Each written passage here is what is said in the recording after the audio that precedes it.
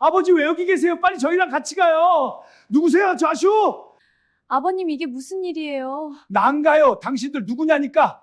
요양원 복도에 내 목소리가 터져나가자 간호사들이 놀라 뛰쳐나왔고 다른 보호자들은 문틈으로 고개만 내밀었습니다. 누군가는 치매가 심해지셨나 봐 하고 속삭였고 누군가는 나를 달래려는 듯 손을 내밀었습니다. 하지만 그 순간 그 누구도 몰랐습니다. 내 머릿속이 흐려져서가 아니라 내가 일부러 그 장면을 만든 거라는 사실을. 사실 나는 오래전부터 준비했습니다. 나라는 사람을 마지막까지 사람으로 봐줄 자가 누구인지 끝내 확인해야 했으니까요. 나는 평생 가족을 위해 살았고 내 손으로 지켜온 것들이 있었습니다. 그런데 어느 순간부터 내 주변의 시선이 달라졌습니다. 나를 보는 눈이 아니라 내가 가진 재산을 보는 눈. 그 무력과 이기심이 얼마나 무섭게 사람을 바꾸는지 나는 너무 늦게 배웠습니다. 신혼 시절 나는 아내와 손을 잡고 병원을 수도 없이 다녔습니다. 약을 바꿔 먹고 밤마다 달력을 지우며 한숨을 쉬었습니다. 아내는 매달 울었고 나는 매달 더 강한 척했습니다. 부부가 둘만으로도 충분하다고 말하던 밤도 있었지만 다음날 아침이면 또다시 빈 방이 서늘하게 느껴졌습니다. 그렇게 시간이 흐르자 주변의 시선이 우리 집 문턱까지 들어왔습니다. 대가 끊긴다는 말이 칼처럼 꽂혔고 그 말에 아내가 무너지는 걸 더는 보고 싶지 않았습니다. 결국 우리는 입양을 선택했습니다. 첫째가 우리 집으로 왔을 때 아이는 너무 조용했습니다. 밥을 먹으면서도 내 눈치를 먼저 살폈고 혼이 나면 울기보다 입술을 깨물었습니다. 손바닥만 한드니 의자에 붙어있는 모습을 볼 때마다 나는 속으로 수십 번 다짐했습니다. 이 아이는 이제 우리 아들이다. 그 누구도 이 아이를 흔들지 못하게 하겠다. 그런데 운명은 잔인하게도 우리가 포기한 자리에서 기적을 꺼내 보였습니다.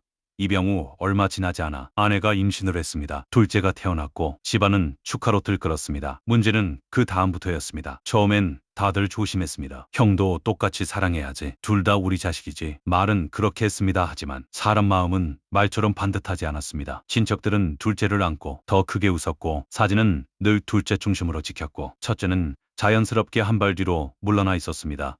그 한 발이 나중엔 아예 벽이 되어 버렸다는 걸 나는 뒤늦게 깨달았습니다. 첫째는 형이니까라는 말에 익숙해졌고 둘째는 어리니까라는 말에 익숙해졌습니다. 나는 그 균형이 무너지는 걸 보면서도 애써 모른 척했습니다. 가장이란 이유로, 바쁘다는 이유로, 지금만 지나면 괜찮아질 거라는 근거 없는 믿음으로. 그게 내 첫 번째 실수였습니다. 시간이 흘러 아이들은 각자 결혼을 했습니다. 첫째는 멀리 나가 조용히 살았고 둘째는 내 곁에 남았습니다. 제가 친아들인 둘째 곁에 있고 싶었습니다. 나는 자연스럽게 둘째 내외에게 더 많은 일상을 내주었습니다. 반찬 한 접시, 병원 동행, 은행 업무, 서류 정리. 처음엔 고마웠습니다. 하지만 고마움이 익숙함이 되고 익숙함이 당연함이 되는 순간부터 말 한마디의 결이 달라졌습니다. 둘째 며느리는 늘 공손했습니다. 다만 그 공손함 속에 계산이 섞여 있었습니다. 나는 그걸 몰랐던 게 아니라 보지 않으려 했던 겁니다. 어느 날부터 내가 같은 말을 반복하면 그녀는 내 웃음보다 먼저 한숨을 내쉬었습니다. 내가 물건을 어디 뒀는지 잠깐 잊으면 걱정하는 표정으로 다가오면서도 눈빛은 빠르게 방안을 훑었습니다. 마치 내 머릿속이 아니라 내 집안을 점검하는 사람처럼요. 그리고 그때부터였습니다.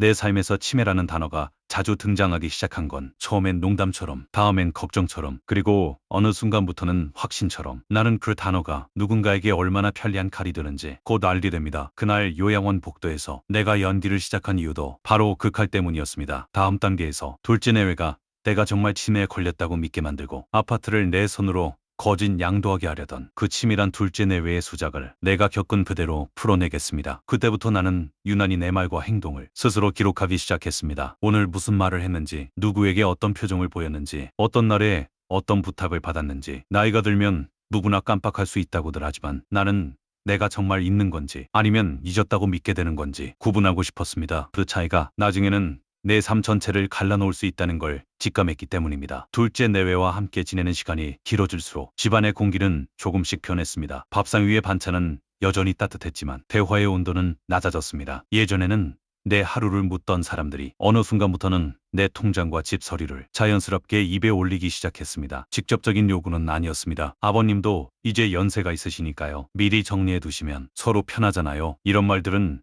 모두 걱정의 외피를 쓰고 있었지만 그 속은 분명했습니다. 준비라는 이름으로 내 손에서 하나씩 떼어내려는 시도였습니다. 나는 일부러 모르는 척을 했습니다. 일부러 같은 질문을 은근했고 이미 대답을 들은 이야기를 다시 물었습니다. 그러자 반응은 예상보다 빠르게 나타났습니다. 둘째 며느리는 웃으며 대답하다가도 내가 세 번째 같은 말을 꺼내면 입꼬리를 미세하게 내렸습니다. 그리고 그날 저녁 부엌에서 들려오는 낮은 목소리를 나는 우연처럼 들었습니다. 요즘 진짜 심해지신 것 같아. 그 한마디는 내 등에 얇은 얼음짝을 얹어 놓은 것처럼 차가웠습니다. 며칠 뒤부터 내 앞에서 치매라는 단어는 더 이상 숨겨지지 않았습니다. 병원 예약을 잡아야 한다는 말, 검사 한번 받아보자는 말, 혹시 모를 상황에 대비해야 한다는 말들이 연달아 이어졌습니다. 그 모든 말은 나를 위한 것처럼 들렸지만 나는 알 수 있었습니다. 그들이 준비하는 건 내 노후가 아니라 내 부재 이후의 그림이라는 걸요. 나는 그제야 과거를 떠올렸습니다. 첫째가 얼마나 오래 참고 살아왔는지, 아무 말 없이 물러서던 아이의 등을 얼마나 무심히 지나쳐왔는지, 그리고 지금 나를 불편한 존재로 여기기 시작한 사람들이 과연 나를 끝까지 품어줄 수 있을지 답은 이미 나와 있었습니다. 그래서 나는 결심했습니다. 이번에는 내가 물러서지 않겠다고, 내가 무너진 척하면서 그들의 진짜 얼굴을 보겠다고. 그날 이후 나는 일부러 더 느려졌습니다. 서류를 읽다 말고 멈췄고 숫자를 확인하다가 고개를 갸웃했습니다. 그러자 둘째 내외의 태도는 눈에 띄게 달라졌습니다. 대화는 짧아졌고 설명은 점점 단순해졌습니다. 마치 아이에게 말하듯 중요한 부분은 건너뛰고 결론만 전달했습니다. 그 순간 나는 확신했습니다. 이제 그들은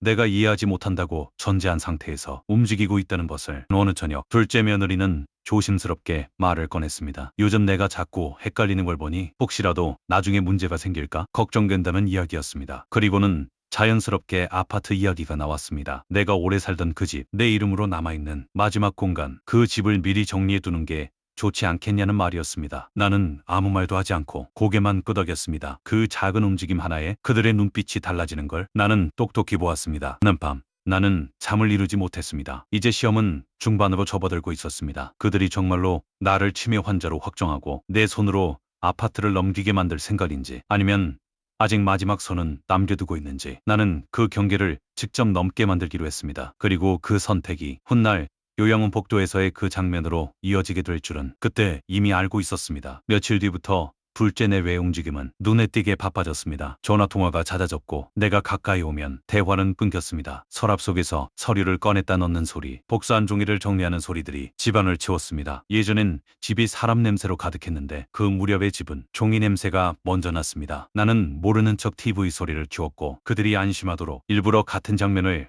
몇 번이고 되돌려 보았습니다. 그러자 설명이 시작됐습니다. 처음엔 아주 단순했습니다. 아버님, 이건 그냥 확인만 하는 거예요. 다음엔 이렇게 바뀌었습니다. 요즘 헷갈리시니까 아버님을 보호하려는 거예요. 그리고 어느 순간부터는 선택지가 사라졌습니다. 이게 제일 안전해요.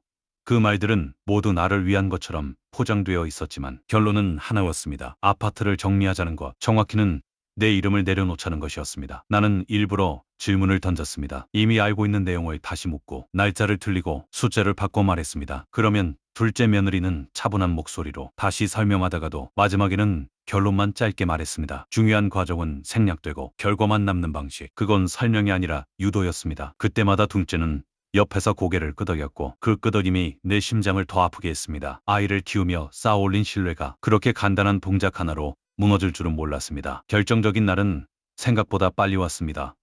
둘째 며느리는 서류를 식탁 위에 가지런히 올려두었습니다. 글씨는 크고 선명했고 중요한 부분에는 색깔이 칠해져 있었습니다. 마치 노인의 눈을 배려한 것처럼 보였지만 실은 선택을 단순화하려는 장치였습니다. 아버님, 여기만 사인하시면 돼요. 그 한마디에 나는 내 이름이 아니라 내 존재가 종이 위로 끌려 나온 기분이었습니다. 나는 펜을 들었다가 내려놓았습니다. 일부러 손을 떨었고 날짜를 묻고 왜 이게 필요한지 다시 물었습니다. 그러자 둘째 며느리의 목소리는 조금 더 또렷해졌습니다. 마치 아이에게 말하듯 천천히, 그러나 단호하게. 아버님은 요즘 기억이 많이 흐려지셨어요. 그 말은 설명이 아니라 판결이었습니다. 그 순간 나는 그들이 이미 나를 치매 환자로 규정했다는 걸 알았습니다. 그리고 그 규정이 그들에게 얼마나 편리한지까지도. 나는 결국 사인을 하지 않았습니다. 대신 시간을 달라고 했습니다. 그러자 공기는 급격히 식었습니다. 그날 저녁 밥상 위에는 반찬이 줄었고 대화는 끊겼습니다. 내가 방으로 들어간 뒤에도 거실에서는 낮은 목소리가 이어졌습니다. 단어 몇 개만으로도 충분했습니다. 병원, 진단, 요양. 그 단어들은 칼처럼 정확했고 서로를 찌르지 않았습니다. 목적이 같았기 때문입니다. 그날 밤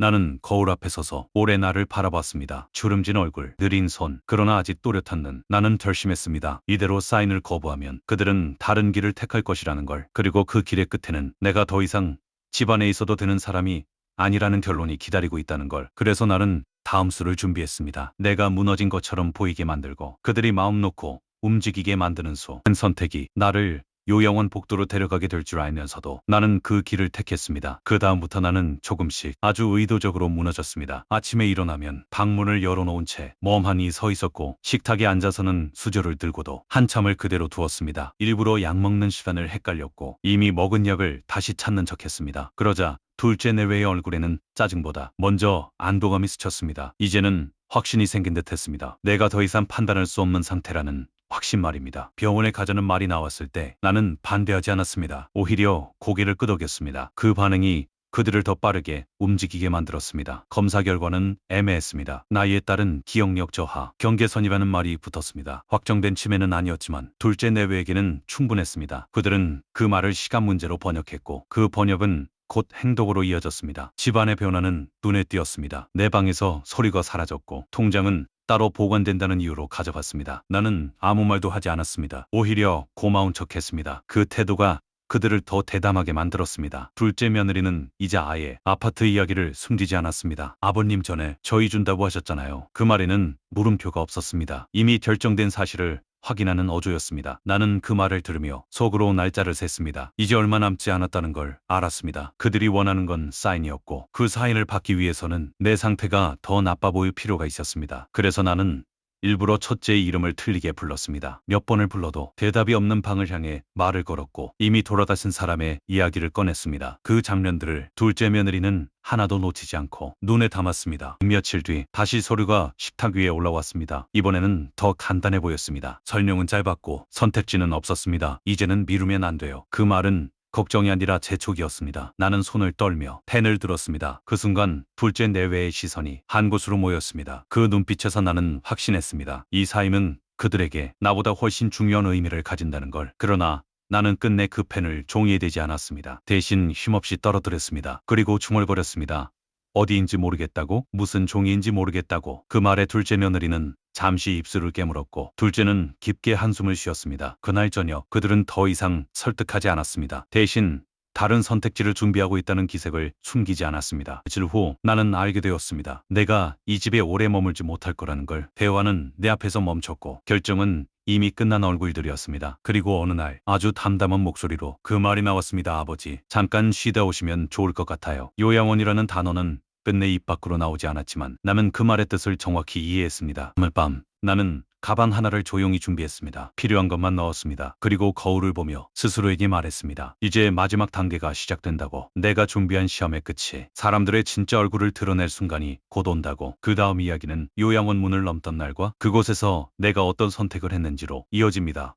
요양원으로 향하던 날 차 안은 이상하리만큼 조용했습니다. 둘째는 운전에만 집중했고 둘째 며느리는 창밖만 바라봤습니다. 누구도 목적지를 입에 올리지 않았습니다. 그 침묵이 오히려 모든 걸 말해주고 있었습니다. 나는 그들의 표정을 하나하나 마음속에 새겼습니다. 불안도 미안함도 없었습니다. 대신 일이 정리된 사람들의 얼굴이었습니다. 귀찮은 짐을 내려놓기 직전에 가벼운 표정 말입니다. 요양원에 도착했을 때 그들은 생각보다 익숙해 보였습니다. 접수 창구에서 필요한 서류를 자연스럽게 꺼냈고 직원의 질문에도 막힘없이 대답했습니다. 마치 오래전부터 준비해온 일처럼. 나는 그 모습을 보며 확신했습니다. 이곳은 즉흥적인 선택이 아니었습니다. 내가 사인을 거부한 그날 이후, 아니 어쩌면 그보다 훨씬 전부터 이 결말은 정해져 있었던 겁니다. 방은 깔끔했고 침대는 정돈돼 있었습니다. 직원은 내게 이것저것 설명했지만 나는 일부러 고개를 갸웃거렸습니다. 잘 안 들린다는 듯 귀에 손을 대고 무슨 말이냐고 되물었습니다. 그러자 둘째 며느리는 기다렸다는 듯 말을 받았습니다. 아버님이 요즘 기억이 많이 안 좋으세요. 그 말은 설명이 아니라 확인이었습니다. 그 한마디로 나는 이곳에서 더 이상 판단하는 사람, 이 아니라 관리해야 할 대상이 되었습니다. 서류에 마지막 서명을 마치고 나자 둘째는 내 어깨를 가볍게 두드렸습니다. 곧 다시 오겠다는 말, 자주 들르겠다는 말. 나는 대답하지 않았습니다. 대신 멍하니 벽을 바라봤습니다. 그 모습이 그들을 안심시키는 걸 느꼈습니다. 내가 이곳에서 조용히 사라질 거라고 믿게 만드는 데는 그 표정을 하면 충분했습니다. 문이 닫히고 발소리가 멀어졌을 때 방 안은 갑자기 넓어졌습니다. 나는 침대에 앉아 숨을 고르며 생각했습니다. 이제부터가 진짜 시험이라는 걸. 요양원은 사람을 가두는 곳이 아니라 마음을 드러내는 곳이라는 걸 나는 알고 있었습니다. 누가 찾아오는지, 누가 묻는지, 누가 침묵하는지 그 모든 게 말보다 정확한 답이 될 테니까요. 며칠 동안 나는 철저히 심해 놓인 의로 지냈습니다. 식사 시간도 헷갈려 했고 직원의 이름을 틀리게 불렀고 복도를 헤매다 길을 잃은 척했습니다. 소문은 빠르게 퍼졌습니다. 저분은 보호자가 거의 안 온대. 그 말이 들릴 때마다 나는 마음속으로 날짜를 세웠습니다. 첫째가 언제쯤 이상함을 느낄지 아니면 끝내 아무도 오지 않을지. 둘째 내외는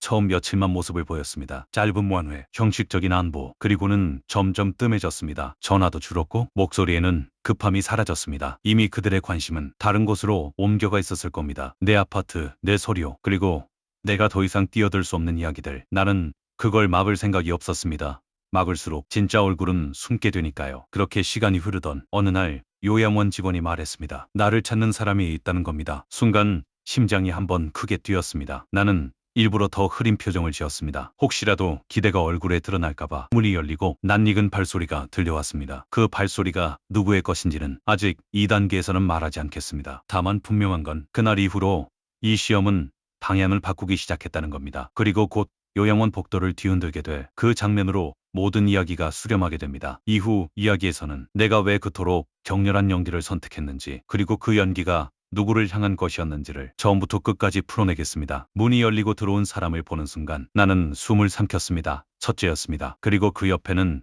첫째 며느리가 조용히 서 있었습니다. 나는 그들의 얼굴을 알아보는데 일부러 시간이 걸리는 척했습니다. 눈을 가늘게 뜨고 고개를 기울이며 마치 오래전 사진을 떠올리는 사람처럼 한참을 바라봤습니다. 그 침묵이 그들에게 얼마나 불안한지 나는 알고 있었습니다. 첫째는 내 앞에 서서 아무 말도 하지 못했습니다. 그동안 연락이 끊긴 이유를, 집이 비어있던 이유를 설명할 말이 떠오르지 않는 얼굴이었습니다. 반면 첫째 며느리는 내 눈높이에 맞춰 천천히 몸을 낮췄습니다. 그리고 아주 조용한 목소리로 내 이름을 불렀습니다. 그 이름을 들은 순간 나는 마음속에서 무언가가 흔들렸지만 얼굴에는 아무것도 드러내지 않았습니다. 나는 갑자기 큰 소리를 냈습니다. 왜 여기 있냐고. 누군지 모르겠다고. 나를 데려가려 하지 말라고. 복도에 있던 사람들이 모두 고개를 돌린 만큼 격한 연기였습니다. 직원들이 다가왔고 첫째는 당황해 손을 내밀었다가 다시 거둬들였습니다. 그 손짓 하나에서 나는 답을 보았습니다. 그는 나를 억지로 끌고 나갈 생각이 없었습니다. 내 상태가 어떤지 먼저 확인하려는 사람이었습니다. 첫째 며느리는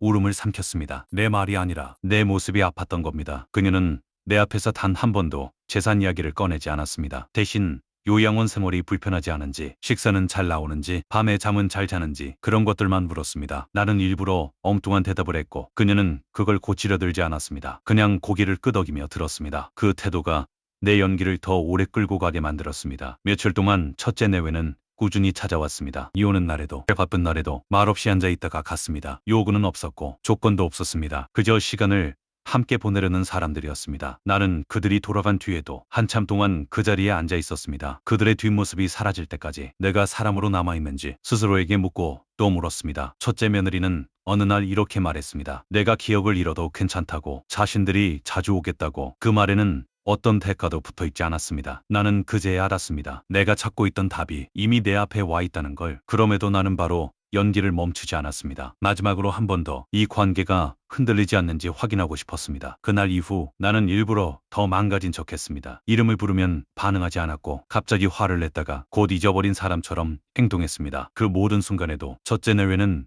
나를 떠나지 않았습니다. 그들의 태도는 변하지 않았고 눈빛은 흔들리지 않았습니다. 그제야 나는 결심했습니다. 이제 진실을 말할 준비를 해야겠다고. 하지만 진실을 털어놓기 전 마지막으로 정리해야 할 것이 하나 남아 있었습니다. 이 모든 시험의 끝에서 누가 무엇을 잃게 될지, 그리고 모든 것을 고백한 날과 그 이후 벌어진 일들을 하나씩 풀어내겠습니다. 그날은 특별한 날이 아니었습니다.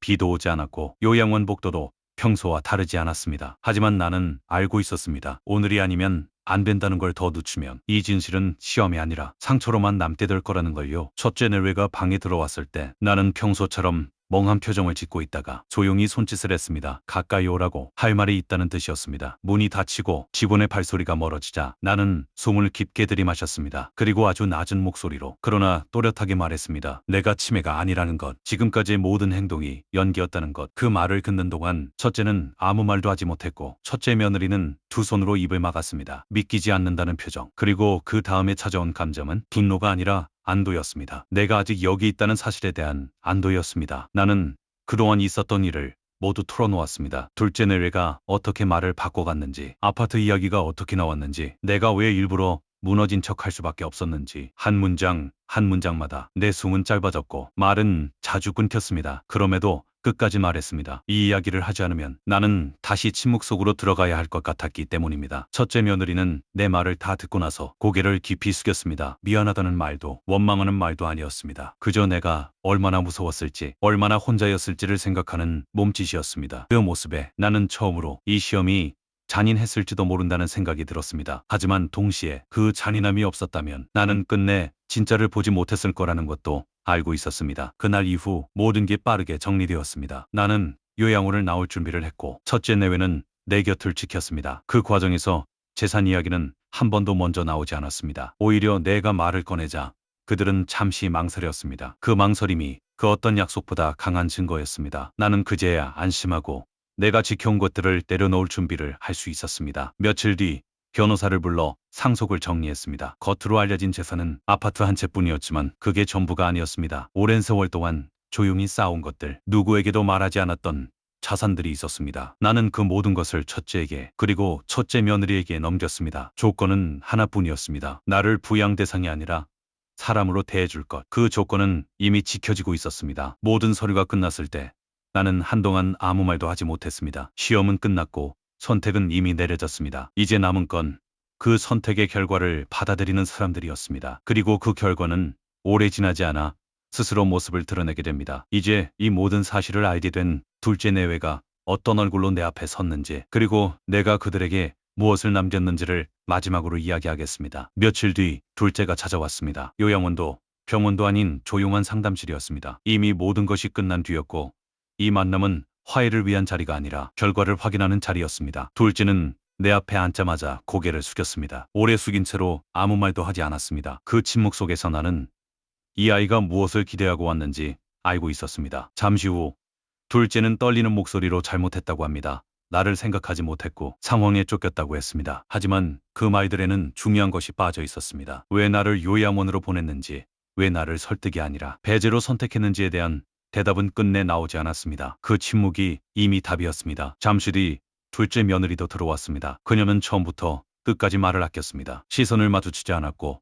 내 얼굴이 아니라 바닥을 보았습니다. 그 모습에서 나는 알았습니다. 이 사람은 후회하는 게 아니라 계산이 어긋났다는 걸 받아들이고 있다는 것을, 사람을 잃은 게 아니라 기회를 잃었다고 생각하는 얼굴이었습니다. 나는 그들에게 천천히 말했습니다. 이미 나는 버려졌고 그 선택은 되돌릴 수 없다고. 그 말은 화도 분노도 담고 있지 않았습니다. 그저 사실이었습니다. 나는 더 이상 설명하지 않았습니다. 설명은 관계를 살리기 위한 것이지 끝난 관계를 붙잡기 위한 것이 아니니까요. 둘째는 끝내 아무 말도 하지 못한 채 자리에서 일어났습니다. 둘째 며느리는 마지막까지 고개를 들지 않았습니다. 이미 다치고 그들의 발소리가 멀어질 때까지 나는 자리에 앉아 있었습니다. 이상하게도 마음은 차분했습니다. 슬픔보다 먼저 긴 싸움이 끝났다는 안도감이 밀려왔습니다. 그날 이후 나는 첫째 내외와 함께 살고 있습니다. 아침에 눈을 뜨면 오늘 무엇을 먹고 싶은지 묻는 사람이 있고 몸이 불편하면 먼저 손을 내미는 사람이 있습니다. 누구도 내 재산을 묻지 않고 누구도 내 미래를 대신 결정하지 않습니다. 나는 다시 누군가의 짐이 아니라 한 사람으로 존재하고 있습니다. 이 이야기를 하는 이유는 복수를 자랑하기 위해서가 아닙니다. 나 역시 많은 실수를 했고 그 실수들이 오늘의 결과를 만들었습니다. 다만 한 가지는 분명히 말할 수 있습니다. 늙는다는 건 약해지는 게 아니라 진짜를 가려낼 시간이 많아진다는 뜻이라는 것을요. 요양원 복도에서 외쳤던 그날, 나는 사람들의 눈을 속이려 했던 게 아닙니다. 남아있는 인생을 누구와 함께 보낼 것인지를 스스로에게 묻고 있었던 겁니다. 그리고 이제는 그 질문의 답을 알고 있습니다. 시간이 조금 더 흐른 뒤에야 나는 비로소 조용해졌습니다. 시험도 끝났고 선택도 끝났고 누구에게 설명해야 할 이유도 사라졌습니다. 그제야 비로소 내가 왜 그토록 무서웠는지를 스스로에게 솔직하게 말할 수 있었습니다. 치매가 두려웠던 게 아니었습니다. 가난이 두려웠던 것도 아니었습니다. 아무도 나를 아버지로, 사람으로 부르지 않는 순간이 오는 게 두려웠던 겁니다. 나는 여전히 가끔 기억을 더듬습니다. 일부러 연기하던 순간들이 아니라 진짜로 흔들렸던 순간들을요. 첫째가 말없이 고개를 숙이던 날, 첫째 며느리가 내 손을 꼭 잡고 아무 말도 하지 않던 밤, 그리고 둘째가 내 눈을 피하던 마지막 모습. 그 장면들은 오래 남습니다. 왜냐하면 그 안에는 내가 평생 외면해왔던 진실이 담겨 있었기 때문입니다. 사람은 말로 증명되는 게 아니라 불리해질 때 드러난다는 사실 말입니다. 요즘 나는 종종 이런 생각을 합니다. 만약 내가 그때 아무 준비도 하지 않았다면, 만약 끝까지 모른 척 웃고 있었다면 나는 어디에 있었을까? 아마도 누군가의 일정에 맞춰 움직이는 사람이 되어 있었을 겁니다. 방은 있지만 집은 아닌 곳에서 보호라는 이름의 통제 속에서 그 생각만으로도 등골이 서늘해집니다. 그래서 나는 후회하지 않습니다. 그 선택이 나를 얼마나 외롭게 만들었는지 알면서도 다시 돌아가도 같은 길을 택했을 겁니다. 첫째는 지금도 내게 묻습니다. 그때 왜 그렇게까지 했느냐고. 나는 웃으며 넘깁니다. 다만 속으로는 알고 있습니다. 그 질문 속에는 원망이 아니라 이해하려는 마음이 담겨 있다는 걸. 그 마음 하나로 나는 충분히 보상받고 있습니다. 부모로서 실패한 순간들이 많았지만 마지막에야 겨우 한 가지는 바로 했다고 스스로에게 말할 수 있으니까요. 이 이야기를 듣는 누군가가 있다면 나는 부탁하고 싶습니다. 나이가 들수록 침묵하지 말라고, 불편해도 말하고, 눈치 보지 말고 기록하라고, 그리고 무엇보다 사람을 확인해야 할 때는 늦기 전에 하라고. 사람은 마지막에 남은 선택으로 기억됩니다. 나는 그 선택을 도망이 아니라 확인으로 남기고 싶었습니다. 이제 나는 더 이상 연기하지 않습니다. 기억이 흐려져도 몸이 느려져도 괜찮습니다. 내 곁에는 나를 서두르게 하지 않는 사람들이 있고 나를 대신 결정하지 않는 사람들이 있습니다. 그걸로 충분합니다. 이 이야기는 여기서 끝나지만 나의 하루는 계속됩니다. 그리고 그 하루하루가 내가 사람으로 남아있다는 가장 확실한 증거입니다. 늙는다는 건 모든 걸 내려놓는 게 아니라 진심을 가려낼 현명함을 길러내는 시간입니다. 핏줄로 이어진 것보다 중요한 건 진정으로 서로를 위하는 마음이 아닐까요? 오늘도 이야기가 공감되신다면 구독과 좋아요 부탁드립니다.